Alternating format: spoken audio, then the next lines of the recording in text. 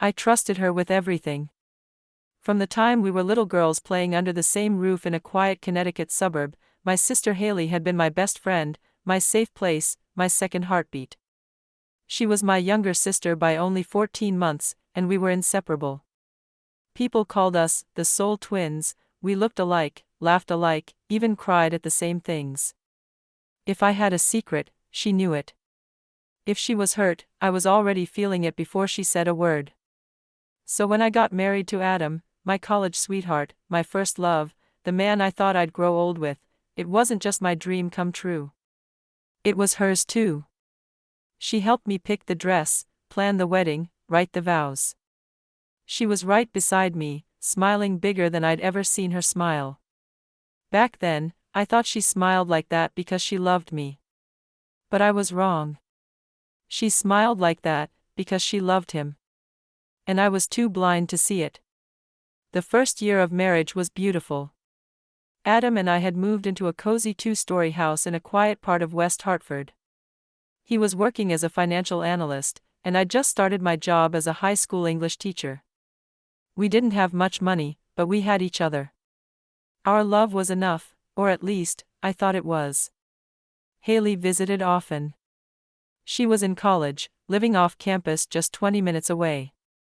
She'd drop by with her laundry, eat with us, stay the night. At first, it was comforting, a piece of home I still had. But slowly, things started feeling different. The way she laughed at Adam's jokes. The way he looked at her, longer than he should. I told myself I was being paranoid. She was my sister. He was my husband. What could possibly go wrong? Everything. The first betrayal wasn't loud. It was a whisper. A text on Adam's phone, Haley's name at the top. Last night was dangerous. I can't stop thinking about it. I froze. My heart dropped.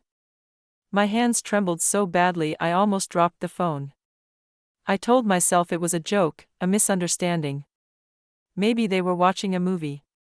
Maybe it meant something else. But I already knew. My sister. My husband. Behind my back. I didn't confront him that night. Or her. I just stared at myself in the bathroom mirror, trying to remember the woman I used to be before my own blood cut me open from inside. For weeks, I acted normal. I smiled. Cooked dinner. Kissed Adam goodbye in the mornings. I even hugged Haley when she came over. But inside, I was cracking. I began watching everything. Adam's phone. Haley's posts. The shift in their energy. The way he started staying late at work. The way she stopped calling me sis as much. One day, I followed him. He said he had a late meeting in Stamford. But he didn't go to Stamford. He went to her apartment. I waited outside in my car for 2 hours, heart in my throat. When I saw the lights go out, I didn't cry. I didn't scream. I simply drove home in silence, something cold and sharp blooming inside me. Not rage. Not yet. Something worse. Resolve. I didn't confront them. Not then. Not yet. Why? Because exposing them would give them what they wanted, a broken me. A divorce. A fresh start together. No. I wouldn't hand them that. I would become everything they underestimated. I would play the quiet wife, the loving sister. And I would make them pay for every single lie. Over the next year, I rebuilt my life from the inside out. I started taking night classes in psychology and communications. I studied human behavior, microexpressions, manipulation tactics, everything I could learn while they thought I was crumbling. Adam was still seeing her in secret. Haley thought she was winning. But they had no idea the woman they were destroying was now turning every scar into armor. The first crack in their little fantasy came when I invited Haley to move in for a while. She was shocked, but thrilled. She said she missed being around us. Missed our little trio. She didn't realize I was studying her every move, recording patterns, noting inconsistencies. She didn't realize every smile of mine was laced with information gathering. She didn't realize she was walking into my trap. Neither did Adam. I made sure they saw each other less and less. I introduced subtle friction. Gently planted doubts. I never accused. I never exploded. I let the weight of their secrets eat them from within. And while I quietly stacked evidence of their affair, photos, messages, timelines, I also started slowly building a new version of myself online. A quiet blog about healing from betrayal. Anonymous at first. Then I started telling my story, changing the names. Thousands of women read it. Then tens of thousands. Without even knowing it, Haley and Adam were fueling my rise, giving me the pain that turned into purpose. Then came the day I leaked the affair. Not to the police. Not in court. But to the world.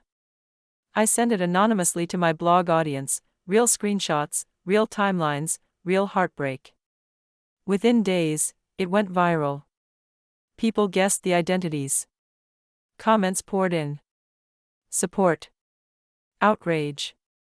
Sympathy. Justice. And Haley's college dropped her from an honors position.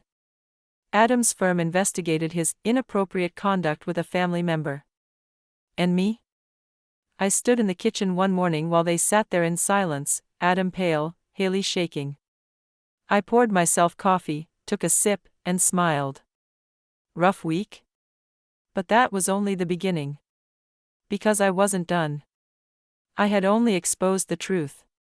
Now, I'd make them feel what I felt, emptiness, loneliness, betrayal, and I'd do it without ever lifting a hand.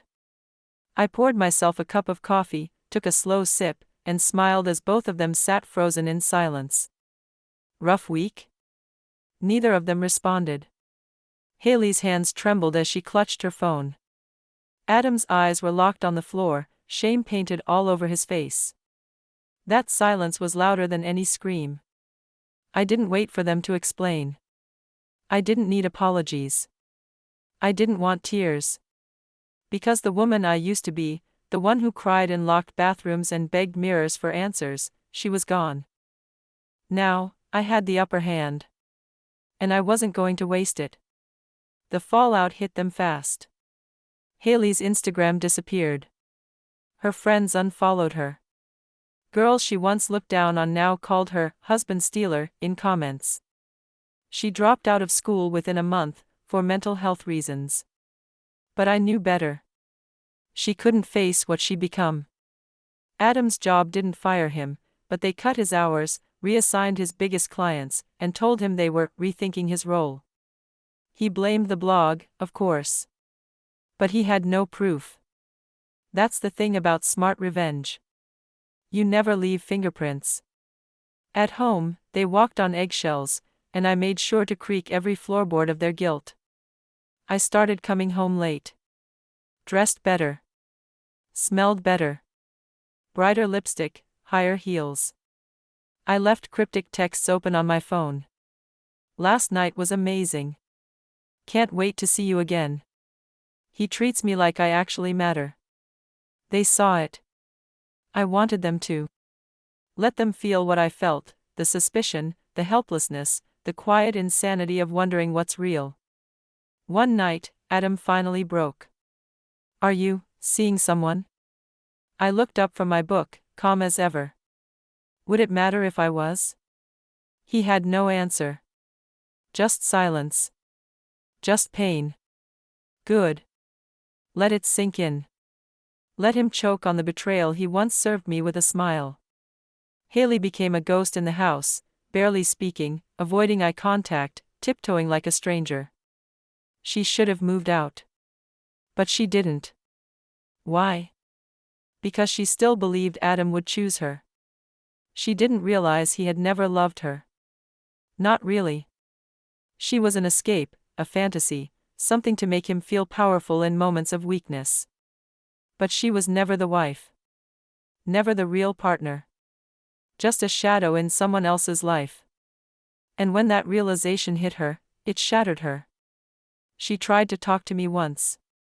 I didn't mean for any of this to happen. I stopped her with a single glance. Cold. Hollow. You meant for exactly this to happen. You just didn't expect consequences. She had no response. Just tears. I didn't offer a tissue. I let her drown in them. But revenge isn't just punishment. It's transformation. So while they unraveled, I elevated. I accepted a speaking opportunity at a women's conference in New York. The blog had grown into a movement now, anonymous women sharing stories of betrayal, survival, and healing. I stood on that stage, beneath warm lights and a sea of tearful faces, and told my story without ever naming names.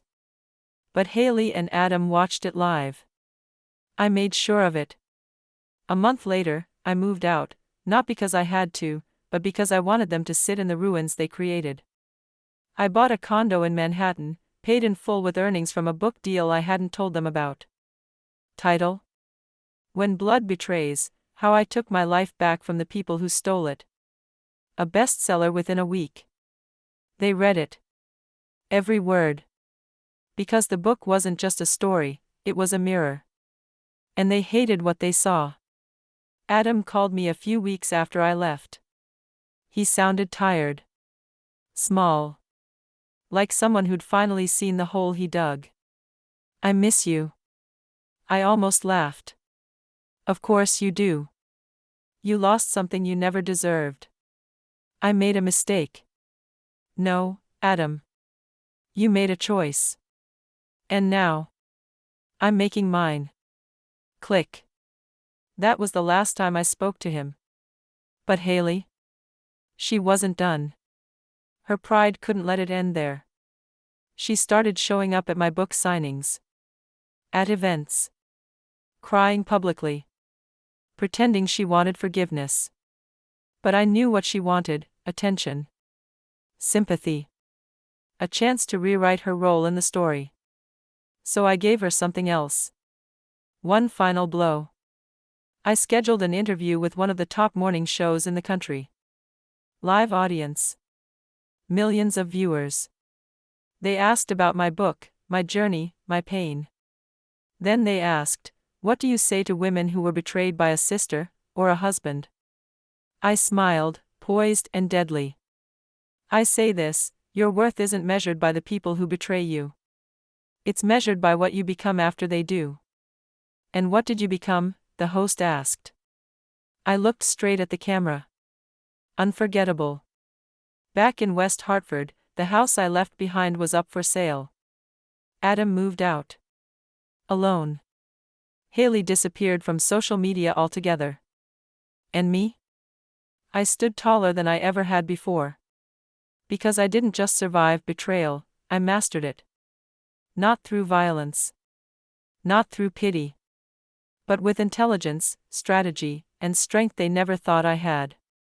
They took my past. But I stole their future. They took my past. But I stole their future. And the silence that followed was more satisfying than any scream. Months passed. My book was still topping the bestseller charts. Interviews kept rolling in. I was flown across states to speak on betrayal, healing, and feminine strength. My face, once pale from sleepless nights and tears, now appeared in magazines with headlines like, "She was betrayed by her own blood, then turned her pain into power." I had become a symbol. Not of revenge, but of reinvention. And it wasn't just for me anymore. It was for every woman who'd ever been broken by those she trusted most. But I knew something was coming. Because people like Haley don't go down without trying to claw back what they think the world owes them. She reached out through a podcast host, a mutual connection. "She wants to speak with you," the host said. Privately. Just once. She says she's not here to argue. She just needs closure. Closure? From me? She burned the house down and wanted me to hand her a bucket of water? I said yes. Because I had one final message for her, and this time, it wouldn't be wrapped in a smile. We met in a quiet cafe in Brooklyn. Public. Neutral. Safe. She looked different. Older. Defeated. A shadow of the sister I once knew. I wore white, symbolic, pure, intentional. She wore black. Maybe she thought it was slimming. Maybe it was an unconscious confession. She sat across from me, eyes red, fingers fidgeting. "I've lost everything," she whispered. "My degree. My friends. My job offers. My reputation." I stirred my tea. "And? I never thought it would go this far." I looked her dead in the eyes. "That's because you never thought I would go this far." She started to cry again, but I didn't flinch. "I came here to ask," she stammered, "for forgiveness." I leaned in slightly. "No." Her lip trembled. "Why?" "Because forgiveness is a gift," I said calmly. "And you don't get gifts from the people you stabbed in the back." She went quiet. And that was it. No apology. No tears. No hand-holding. Just truth. Raw. Final. Undeniable. After that, she vanished from my life entirely. She moved across the country. Last I heard, she was working as a receptionist in a small clinic in Arizona. Her dreams of being a medical professional? Gone. Her hopes of marrying Adam? Crushed. Because Adam? He tried dating her for a while after I left. But it didn't work. It never would. They weren't in love. They were just accomplices in guilt. And without the thrill of secrecy, there was nothing left to hold them together. A year later, I saw him again, by accident. I was walking through Central Park with a friend when I noticed a familiar figure on a bench. Alone. Staring at nothing. It was him. Thinner. Tired. A man whose greatest mistake had finally caught up to him. Our eyes met briefly. He stood up. Started to walk toward me. But I turned away before he could say a word. Because closure isn't something you wait for. It's something you choose. And I had chosen it long ago. My life moved forward. Not fast, but real. I met someone. Slowly. Carefully. A man who read my book before he ever knew my face. Who admired my strength before he ever saw my scars. Who made me laugh like I hadn't laughed in years. And when I told him my story, every dark corner of it, he didn't flinch. He just said, "You survived hell." And turned it into art. Now, I stand on bigger stages. Not just as a survivor. Not just as an author. But as a reminder. That even when your heart is torn apart by those closest to you, there is a way back. And it isn't about forgiveness. It isn't about revenge. It's about becoming so powerful, they can no longer reach you, even if they're screaming your name. I was the woman who trusted her sister too much. The wife who believed in a husband who didn't believe in her. I lost everything. And I built it all back, brick by scarred brick. No police. No court. Just a mirror held up to their sins, and a spotlight they could never outrun. Now when people speak of love, they pause before they speak of loyalty. Because my story isn't just a warning. It's a legacy.